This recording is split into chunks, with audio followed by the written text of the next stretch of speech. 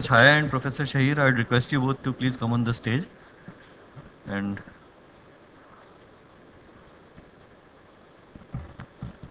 good morning, sir. Professor Shahir would now introduce our keynote speaker, Professor Neelkanth Chhaya. Thank you. I just beg your patience for another minute or two. I'm just waiting for some papers. Thank you.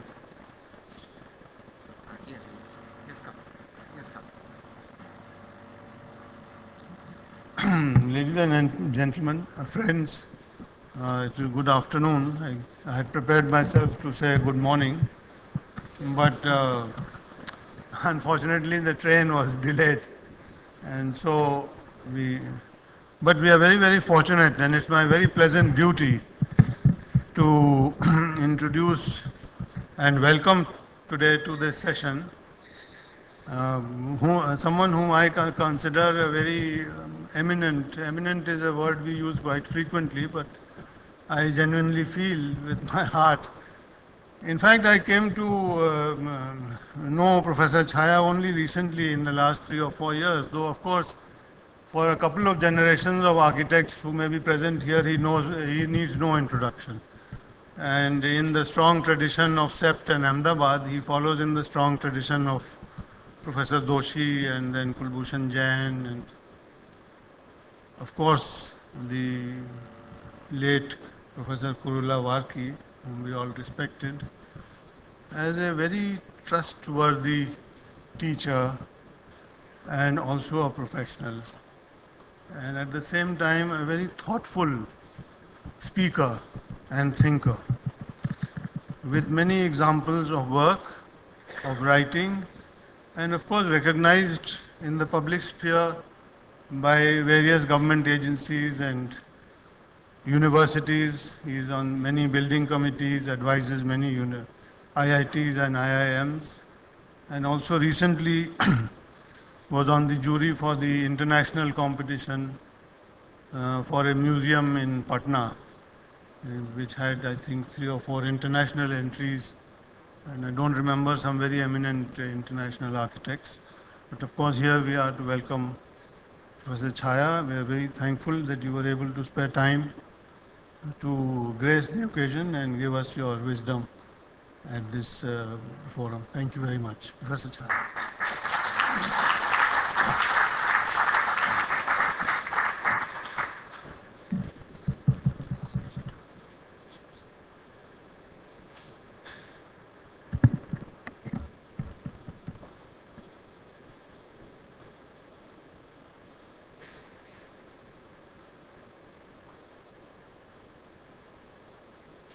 First of all, I must apologize due to no pre-considered reasons. I was late and was not able to deliver the keynote at its proper location.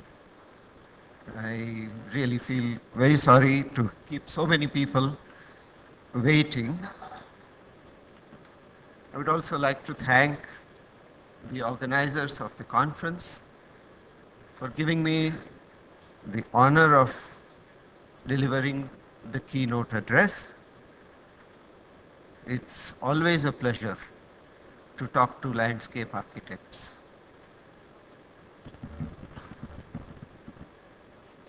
As you will see through the talk, I am a little skeptical about technology, and this seems to be having its karmic effects on my presentation.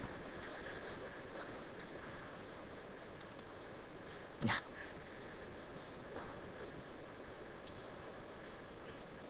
All right. And this. So I will begin without further ado. I call my presentation Cultivating the City of the Future. Decidedly, it is not thought about as cultivation today, but still I venture to give it that title. I suppose it is not insignificant that we are meeting in Bhopal.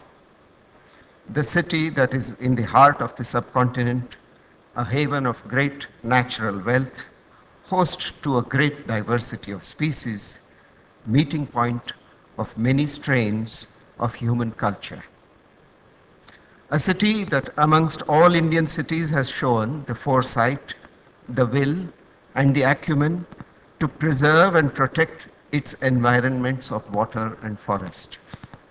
A shining example of the poetic orientation of its people, its rulers, and its administrators, who remained connected to life in its most bountiful beauty.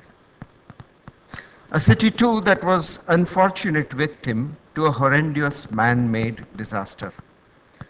No one can forget the ghastly occurrences when the pesticide factory spewed poisons over the city and killed or maimed thousands.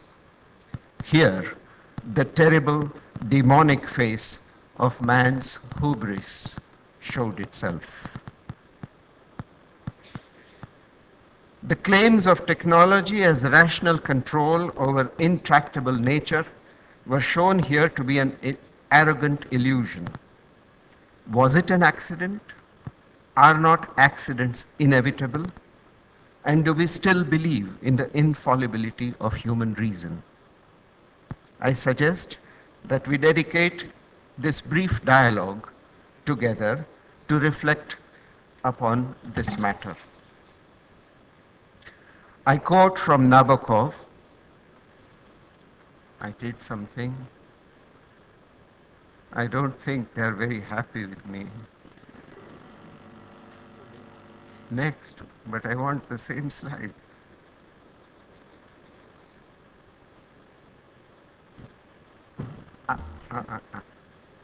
It's also changed some of the words, very interesting.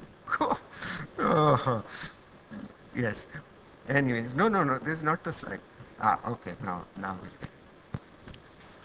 Vladimir Nabokov says, what can be controlled is never truly real. What is real can never be completely controlled. And I hope that we all want to be in the realm of the real. The history of the 20th century can be viewed as a history of man's tragic belief in his ability to plan and control the world for human welfare. Whether we consider the authoritarian or the democratic systems, the capitalist or the communist ideologies, the idea that human knowledge could be relied upon to control and tame nature through the rational use of science, technology, and effective management was the predominant underlying assumption for all actions with nothing less than disastrous results. And I quote from Muhammad Shahir. I'm sorry, Professor Shahir, that there are two additions to your writing. It should have been inverted commas. The principle of unity is important. Where landscape and inhabitant are perceived as one, neither is harmed. The opposite perception is one that means of no unity between these two, is one of alienation and inequitable exploitation. This is in his article on Rabindranath Tagore, The Principle of Unity in the Landscape of Bengal. Our professions, architecture, planning, landscape design, engineering, as well as almost all other professions, participated enthusiastically in the unproven dogma and continue to do so in the face of huge evidence to the contrary. Knowledge is power, and power to change the world. Early on, the aim of the use of knowledge seemed clear. What was to be achieved? No, this is a blank slide.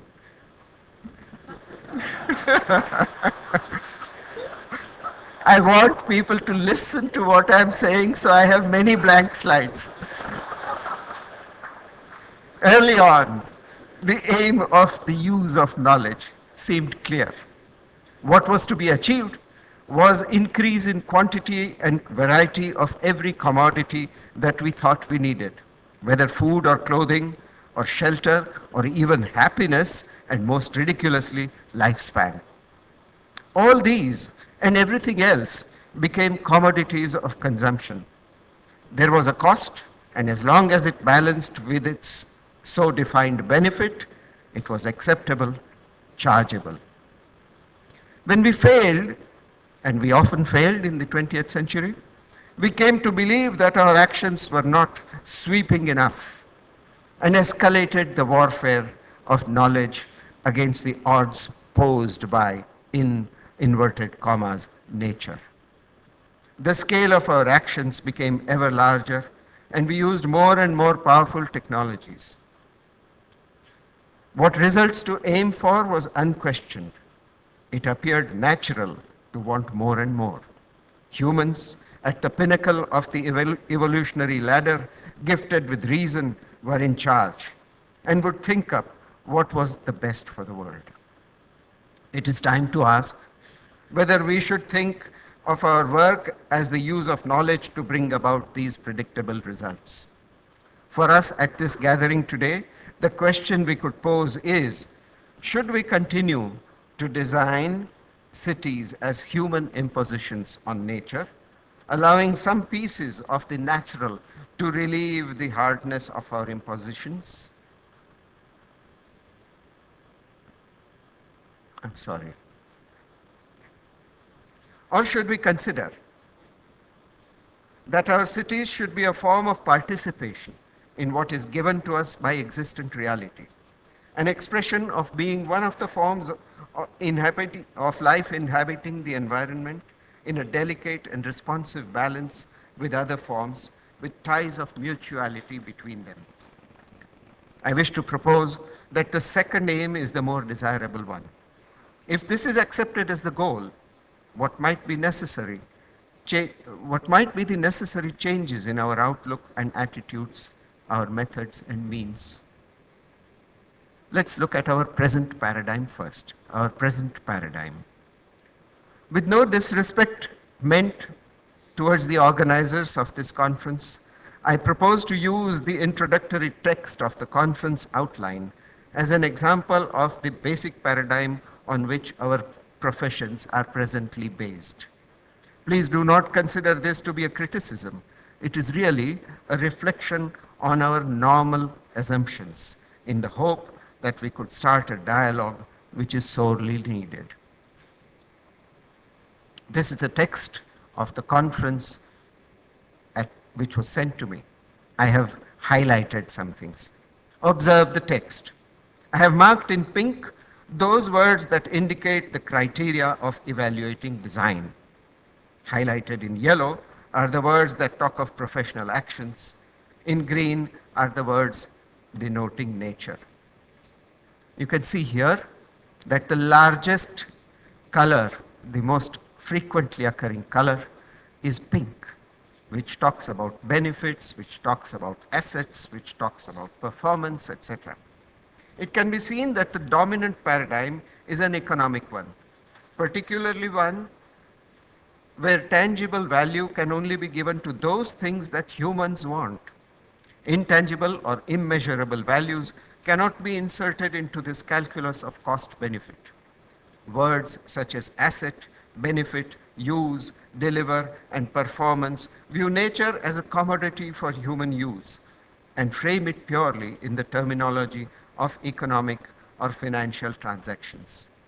Thus, nature is something that humans use and profit from, in short, a commodity. I quote from Ivan Illich, "Such a transformation of the environment from a commons to a productive resource constitutes the most fundamental form of environmental degradation.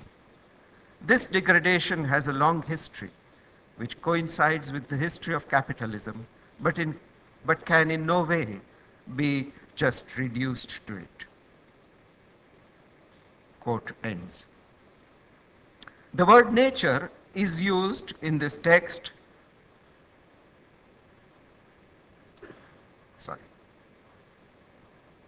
The word nature is used in its adjectival form to qualify words such as element, environment, or asset. In short, the natural is a characteristic of some parts of the world, some of the parts of the world that we operate upon. Most explicitly, a subsidiary part that we can choose to value or modify as it suits us.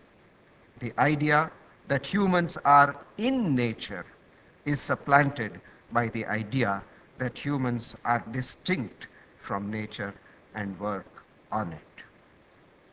I quote from Martin Heidegger, "Man sets up the world towards himself and delivers nature over to himself. Where nature is not satisfactory to man's representation, he reframes or redisposes it. Man produces new things where they are lacking to him. Man transposes things where they are in his way. Man interposes himself between himself and things that distract him from his purpose." The professional tasks and responsibilities identified in the passage are planning, designing, and especially managing. This implies that through the application of knowledge, humans should manage nature. That our professional expertise is to be aimed at some specific purpose only and not for protecting intrinsic values. We become the mandarins who know better and therefore are in charge of taming the uncertain vagaries of capricious nature. We should manage and control nature. Again, I quote from Illich, "Thus this idea of life leads to an administrative intensive ecology. In an attempt to come to grips with nemesis, man expands his measureless presumption to the management of the cosmos."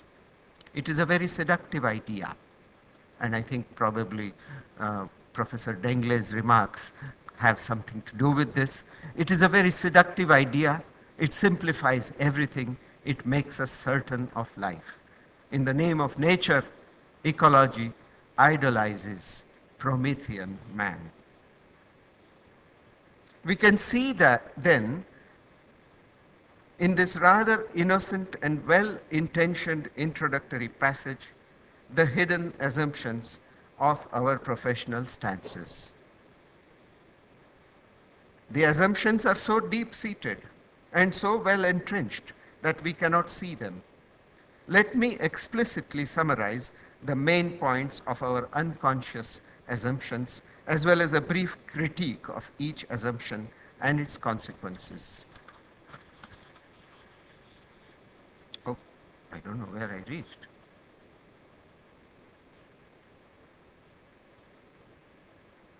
Okay.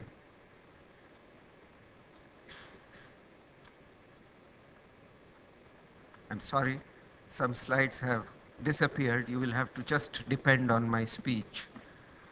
Of what use is it? Is the first question that is an assumption in our work. Of what use is it? It's the wrong yardstick.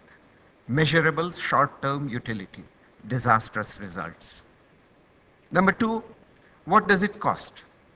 Distancing, commodification, and the dumb object.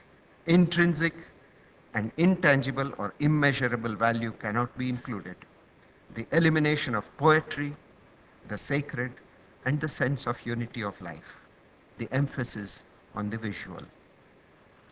Third, can we control and manage it? The problematic division between nature and culture. Man in charge, managing, controlling. The devastating results to date. Four, do we have specialists to design and manage it? Generalization and specialization. Who thinks of these places? Paradigms of planned development and progress. Well supported by the vested interest of experts and managers who make a living out of their self-created disasters. Five, how big should it be? What statistics and data do we work with?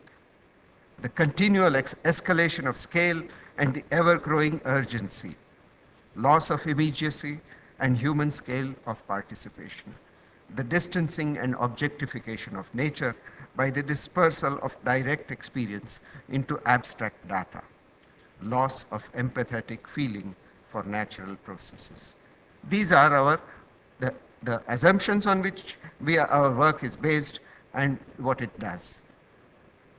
Moving to the new paradigm, or is it a return to our ancient role?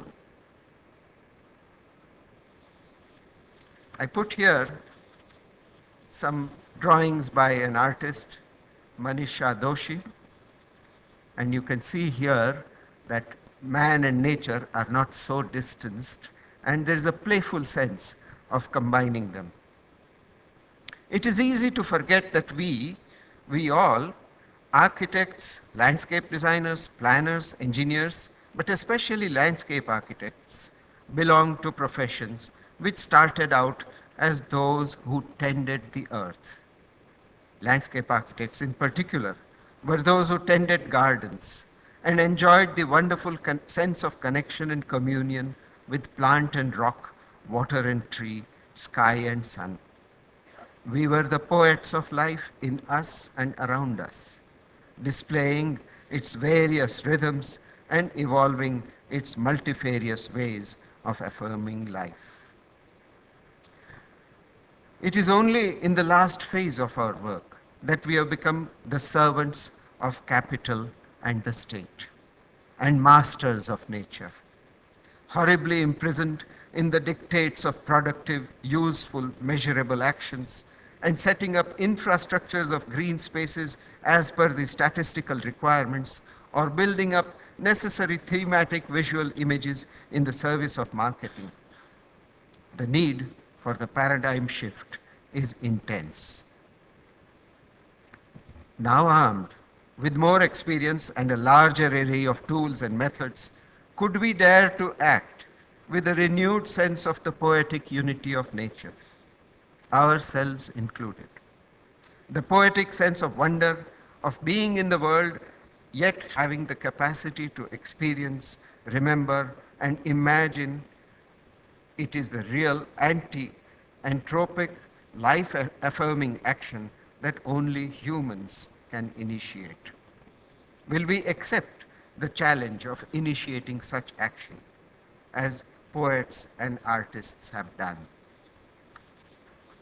I quote from Rilke, "When from the merchant's hand the balance passes over to that angel who, in the heavens, stills it, appeases it by the equalizing of space." This is a difficult one to understand, but I think it's a very significant statement. If we see ourselves as participants and as a cooperative competitive species with no special dispensation to control the world, our assumptions would change radically. Let us summarize some basic ideas. We are an indivisible part of nature. We are able to represent nature as objectified reality, yet we are in nature, part of it, and even our ability to represent reality is given by what we call nature. The survival of whole ecosystems is more important than the triumph of individuals or species. According to recent medical research, we are ourselves ecosystems, as perhaps all forms that we see around us are. The separate words and concepts, nature and culture, should be discarded. A different, non-binary manner of conceptualizing aspects of world process has to be found. Suggestions as to such redefinition of categories exist to an extent in the new sciences, in the arts, in philosophy, as much as in the traditions of wisdom across the world. For us, the question will be, how do we reorganize our professional methods, tools, and attitudes to make the new paradigm operate in our work? Second, the calculation of benefits and costs assumes the need to have winners and losers. This method has already shown itself to be destructive. As has been said, either we all survive or we all perish together.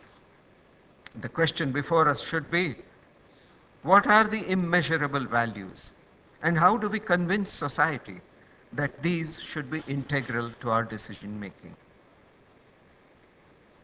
Third, we can participate in nature as its beings, but for this we have to enjoy the step-by-step process of coming into form, to participate as we go along rather than to shape and control by a one-time act. The gardener plants, taking into account season and soil, sunlight and water. She waits for growth and adjusts according to need. Over a period of time, a distinct character emerges out of this step-by-step process. Tiny seeds and tender saplings grow into shapes that could not have been totally foreseen. Could the professions all take a lesson from this gentle, patient method of the gardener? Our cities should be gardens of cultivating cultures of characteristic relationships between all the participants, changing as per the rhythms of growth and decay from season to season. Design should be seen as the cultivation of opportunities. How do we build our methods of this understanding? And many artists have already tried. Andy Goldsworthy, for example, uses found nature, slightly reorganizes it, and creates a wonderful sense of something beyond what can be explained in words or numbers. Others, Anish Kapoor, for example, makes us aware of that huge connection by a playful participation here.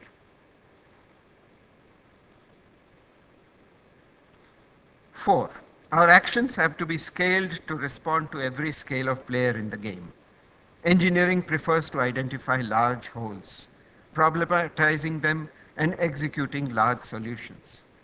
Biology, unlike engineering, works by putting into play competitive cooperative actions of millions of interrelated actors in a game that all answer to. The difference between an agro-industrial plantation and a garden or a forest is self-evident.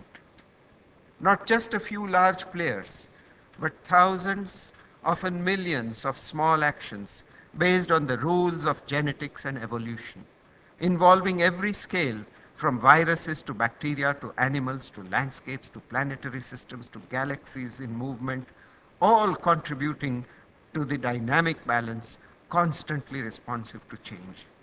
While our capacities for rational conceptualization and modeling may not allow such complex balancing through design, our artistic and poetic imaginations and our playful interventions may be able to nearly replicate such processes.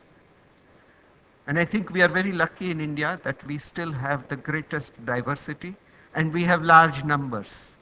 And if we could somehow find a way of reconnecting back to the poetic, we might find, as Andy has done here, a way of finding something, a design in something which was just an occurrence. Not one big design, but many, many small ideas and templates, diversity of scales, millions of actions put into play. How do we learn to play the game? 5. We enter the play of nature midstream. Already much has happened and is in play. Participation means acceptance and venture. The new cities would build best, not by elimination and regulation, but by alert responsiveness to the existent. As we can see, most of the cities which are being proposed start with a tabula rasa, and I suggest that that is not such a good idea. Especially at the large or habitat scale, observing carefully the existent reality would be essential for understanding the patterns that have crystallized and the accumulated wisdom of land and plant, water and rock, man and animal. Just see how these landscapes, this is in Tamil Nadu, somewhere near Sri Rangam. What a wise form, finally, and a beautiful one at that. has been found in the agriculture, in the practices of training the water, and in building settlements. All are of one, and it is not something which was done at one go, but it evolved over a period of time. Learn from the close study of existent habitat. Another one, this is in Rajasthan, a little village called Falodi, and see how wonderfully the fields are laid out, and the city is also built for another climate and another range of solutions which they have found. Learn from the close study of existent habitat.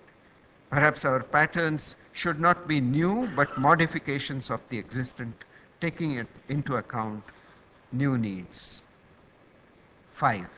6.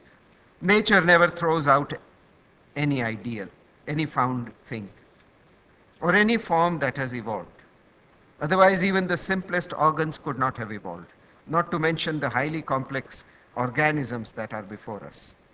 At first crude, but subjected to multiple challenges and hundreds of tiny interactions, refinement occurs and change is integrated without violence. Wonderful subtlety and simplicity emerges. Continue to use the known and well-loved cultural practices and forms wherever they are basically healthy. At the small scale, continue known typologies and let them evolve.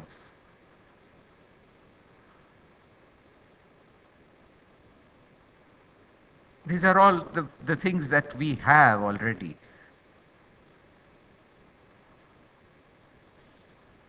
Nothing of what I have said here is new. We all know the ideas and attitudes discussed here. Until the hiatus of the age of reason upturned all relations between weak humans and awesome nature, this was how we did whatever we did. Is this a backward step into the unknowing superstition and a life based on fear? On the contrary, I suggest that it is a step forward into full and conscious participation in world process. The thinking in recent science has moved towards affirmation of that unity. Art and poetry are gradually returning to their home in the house of wonder and awe. Only politics and economics lag behind. Based still on the philosophies which feed on crude sciences of dead matter, psychologies of programmed behavior, on zoologies read in tooth and claw, of practical economics of self-interested agents in play in the market, in the competitive instinct as the sole basis of valuation, our governance and transactions are rooted in old dogmas and superstitions. Here is where the role of the professions is most serious. We open minds and hearts with our creations. Towards what shall we open them? Towards continual unlimited progress and lordship of the earth? Or shall we try to let the earth rise in us, through us, and flower and spread the fragrance of gentle human participation in its vicinity? I quote again from that wonderful poet Rilke. Earth, your will, is it not this, to rise up in us invisible? Is it not your dream one day to be invisible? Earth, invisible. What, if not transfiguration, is your pressing mission? Earth, dear one, I shall. Let me end with a story. I could have chosen the Greek myth of Prometheus, who brought fire down to earth for mankind and was condemned to eternal torment while being blessed with immortality. That mixed blessing and the unending suffering it shows may be one way of imagining the fate of mankind as it uses the gifts of nature. Nearer home, we find a somewhat more complex corresponding myth. The Devas and the Asuras both wanted Amrita, the Devas gods for our friend here, um, and the Asuras the demons. The Devas and the Asuras both wanted Amrita, the elixir of life, in order to become immortal. The ocean of milk would have to be churned for getting this substance. They realized that this was a huge task, impossible without cooperation. So the gods and demons, they agreed. They agreed to do this together. The mountain Mandara was placed upside down in the ocean on Kurma, the tortoise's back, as support. Vasuki, the huge serpent, would be the rope twined around the mountain churner. On one side, the gods, and on the other side, the demons, pulled alternately at this rope for a millennium, till the various beneficial as well as dangerous substances came out of the churning froth. Lakshmi, goddess of wealth and good fortune; Kamadhenu, the wish-granting celestial cow; the moon; Dhanvantari, the physician of the gods; and some other products were obtained and given to the gods or demons. Halahala, a fiery poison, was produced and posed a threat to both parties. Shiva agreed to contain this threat, drank the halahala, and maintained it in his throat, not allowing it to descend into his stomach. His throat turned blue, and he is thus called Neelkanth. When at last Amrita, the nectar of immortality, was produced, the Asuras grabbed the pot containing it. Vishnu then had to take the form of Mohini, a beautiful seductress, in order to trick the Asuras to give up the Amrita. So the demons were tricked by Mohini, that seductress, and they let the Amrita go to the gods. Thus the gods, through the interventions of Shiva as Neelakantha and Vishnu as Mohini, got hold of Amrita. A few pointers may be noted.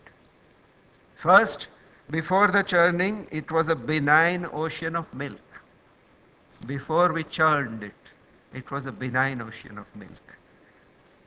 However, it's no longer there. Second, good and evil, gods and demons, had to work together. Another way of putting it is reason and the poetic facility had to work together. That is not to say that reason is evil, but reason is one form of action, and the poetic is an integrative form. Thus, in the forms of the mountain and the ocean, third, in the forms of the mountain and the ocean, the whole earth is involved. The binary opposites had to be put away. Reason had to be complemented by myth or poetic imagination. Further, the act of protection, bounding, containing, and limiting performed by Shiva, who is normally the least legislative and orderly of the gods, is one side of the process of bringing order to a chaotic frenzy. Yet, this act has to be complemented by the act of beauty, seducing and distracting the scheming forces.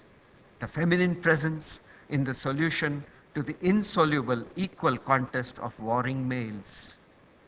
The opposites dissolve or work in complementary action. Perhaps some of us, in our small ways, will have to take up Shiva's task and contain and hold safely the halahala poison. Others amongst us may be little Vishnus as Mohinis, seducing away the evil by our creative powers. The rest of us can be Mandara the mountain, or Kurma the tortoise, or Vasuki the divine serpent, to churn the ocean of milk offered to us by the future. Once upon a time, the ocean was churned. Let us participate in the new churning. Thank you.